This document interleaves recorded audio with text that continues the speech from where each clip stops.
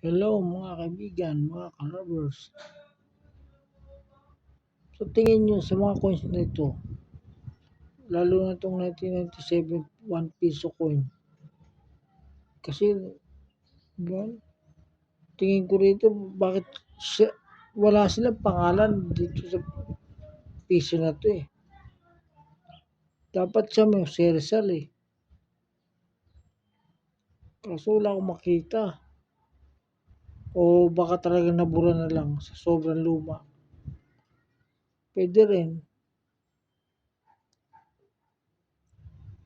Tsaka itong isang pisong magnetic 2003.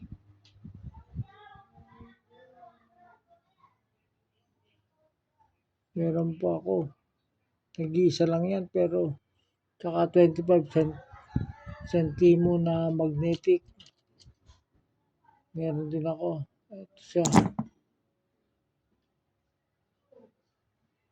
Yan. 2003 tsaka 2000 na 25. Yan.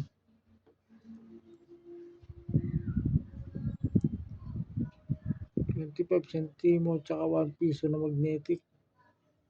Pero dito ako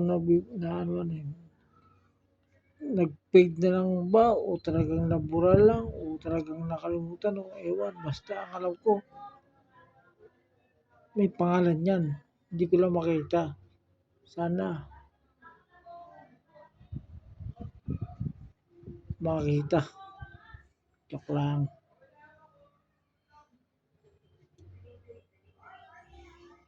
Hanggang sa muli.